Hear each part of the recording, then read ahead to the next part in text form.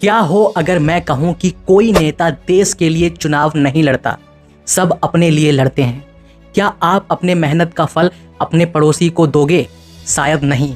राहुल गांधी, नरेंद्र मोदी, अरविंद केजरीवाल, अखिलेश यादव, इन सभी की असलियत जानकर आपका भी नजरिया शायद बदल जाएगा इन राजनेताओं के प्रति। देश देख रहा है, एक अकेला कितनों को भारी पड़ रहा है, एक अकेला कितनों को भारी पड़ रहा है। और बीजेपी 24 घंटा नफरत, हिंसा, नफरत, हिंसा, नफरत, हिंसा।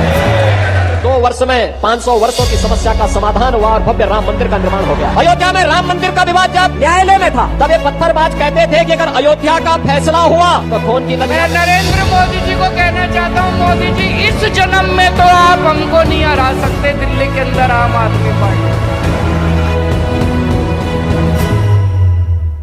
आप चाहे नरेंद्र मोदी को सपोर्ट करते हो या राहुल गांधी को, सच्चाई तो ये है कि उन दोनों को आपकी कोई फिक्र नहीं और उनकी आपस में कोई दुश्मनी नहीं है। दुश्मनी तो हम करते हैं उनके लिए आपस में। अगर आपको लगता है कि जिस पॉलिटिशियन को आप सपोर्ट कर रहे हैं उसे आपकी फिक्र है, तो इस गलत फैमिली को मैं बहुत ही अच्छे से तोड़ने वाला हूँ। दोस्तों, 2 प्रकार की पॉलिटिकल आइडियोलॉजी होती है। पहली, जो मानते हैं कि रूलिंग पार्टी सही काम कर रही है, और दूसरी जो मानते हैं कि अपोजिशन सही काम करेगी और रूलिंग पार्टी गलत काम कर रही है। और मेरे हिसाब से दोनों ही आइडियोलॉजी गलत है।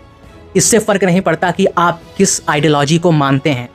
अगर आपको लगता है कि सरकार बदल जाने से देश की समस्याएं बदल जाती हैं, तो न जाने कितने ही सरकार बदल चुकी हैं, लेकिन जो समस्याएं 20 साल पहले थी वो आज भी हैं। रेप केसेस आज भी उतने ही हैं। इसका मतलब मैं ये नहीं कह रहा हूँ कि मौजूदा सरकार सही काम कर रही है या पिछली सरकार ने गलत काम किया। मैं कहना चाहता हूँ कि ये बहन जो सारे मिलके हमको पागल बना रहे हैं, मादर चौथ के बच्चे। इलेक्शन से पहले हर नेता बड़े बड़े वादे करता है, लेकिन इलेक्शंस खत्म होने के बाद वो कहीं गायब ही हो जाते हैं।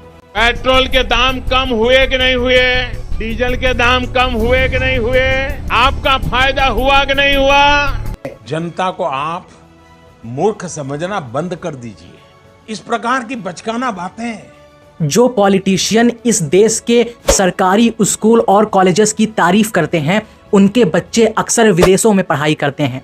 जो पॉलिटिशियन सरकारी हॉस्पिटल्स की तारीफ करते हैं, वो अक्सर प्राइवेट हॉस्पिटल्स में चेकअप कराने के लिए जाते हैं। दोस्तों, हर कोई पहले अपने बारे में सोचता है।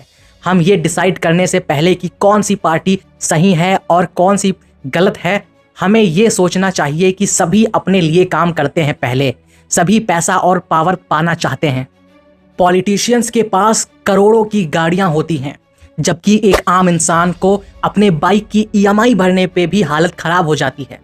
महलनुमा घर, महंगे कपड़े, आलीशान गाड़ियां, आखिर ये सब किसके पैसों का आता है? ये दोस्तों देश के पैसों से आता है।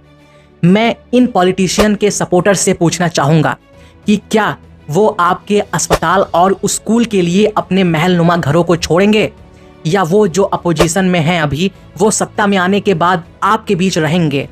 देश के पैसों से उन्हें Z+ सिक्योरिटी मिलती है।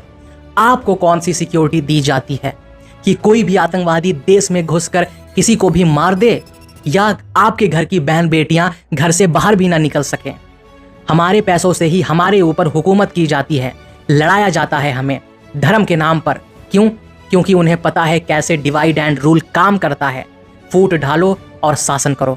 लेकिन क्या सारी गलती सिर्फ पॉलिटिशियंस की ही है? बिल्कुल भी नहीं। आप अपने आप को उनकी जगह पर रख के देखो। क्या आप अपने बारे में नहीं सोचोगे? आप नहीं चाहोगे कि आपका घर भी आलीशान हो, आपके बच्चे भी विदेशों में पढ़ें?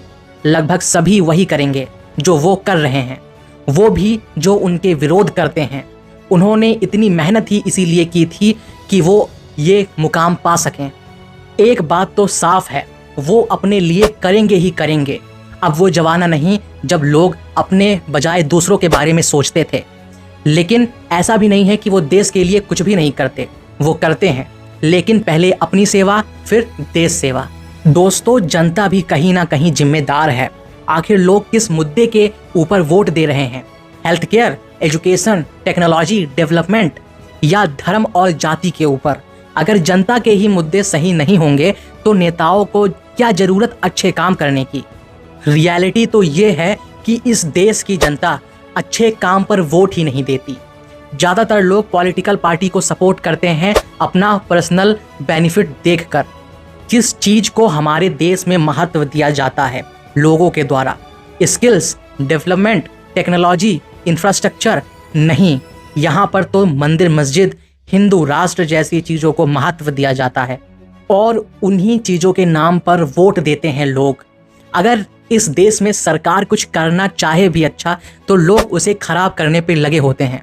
जैसे कि ट्रेन्स में कहीं पर भी थूकना, कहीं पर भी मूतना, या कहें किसी भी चीज़ को कहीं पर भी फेंक देना, ऐसी सारी चीज़ें।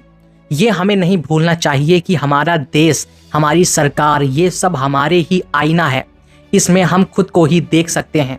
हम जैसे हैं हमारे सरकार भी वैसे होंगी, और जैसे हमारी सरकार वैसे हमारा देश।